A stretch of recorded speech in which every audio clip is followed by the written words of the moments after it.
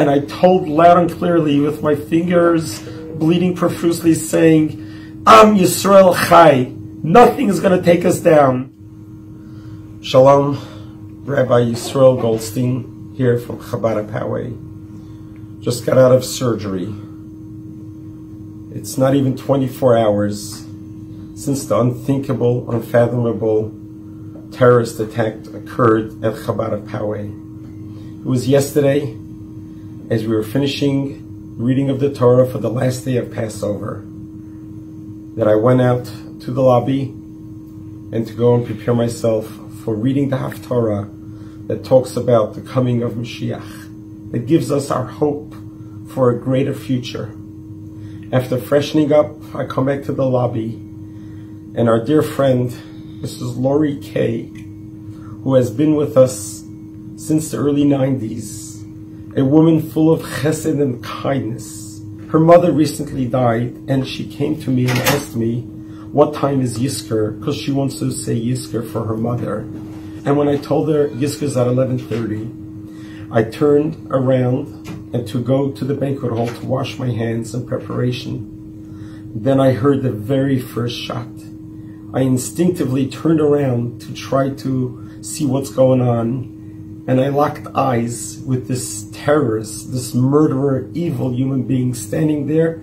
He was in position with the rifle. As he turned the rifle on me, and I lifted up my hands to protect my face, and he shot a couple rounds off, taking off my right finger and severely damaging my left finger, index finger, which we hope will survive this.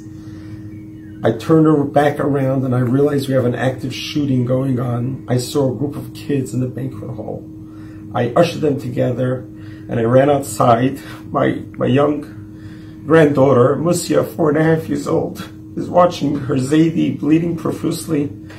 I didn't even realize that. I took a talus, wrapped it around my hand, and I shouting as loud as I could to get all the kids away to a neighboring house. Got back into shul, got all members to leave. Miraculously, his gun jammed, and there was a border patrol agent who recently discovered his Judaism. Jonathan was there. As soon as he heard the commotion, he was able to get access to a gun, and he ran after, pursued the shooter, who got away in the car. He got off a few rounds on the car, but he got away. And fortunately, the police were able to apprehend him, the shooter, right afterwards. There is a tremendous amount of miracles that have occurred in this event, albeit the horrific loss of a dear Lori. For me, I went back into the lobby and I saw Lori laying on the floor. Her dear husband, Dr. Howard, who's a Kohen, who came to shul to do Abrichas Kohanim, fainted and is laying next to her. Is passed away. Beautiful Lori.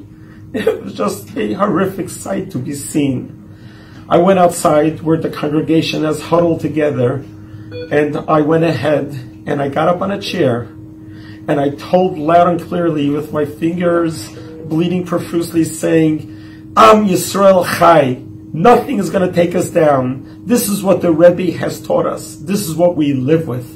We are going to stand tall. We're going to stand proud of who we are, our heritage. We're going to come through this. We're going to get through this. And the paramedics tried to get me down. And I said, I'm not leaving until everyone is accounted for. And once everyone was together, I went into the paramedics and I had a 4.5-hour surgery where the surgeons worked very hard. They could not save my right index finger, but hopefully the left one will. So what we're going to do is, just like the Rebbe taught us, we are going to do something positive. I'm encouraging and I'm pleading with every single Jew that sees this appeal, this weekend, go to your own prospective synagogues, fill up the ballrooms, fill up the sanctuaries, let them see that nothing will take us down. Let them see that this is not going to deter us, it's not going to scare us. The Jewish unity is what we need now more than ever. So we're all Yidden, and we all need to stand together, hold hands together, love each other, just like the Rebbe taught us, unconditional love, that a little bit of light pushes away darkness. A lot of light will certainly push away this horrific darkness. I don't know what the future holds for our congregation, for our preschool, for all of us. Everyone is scared, frightened, and shooken up.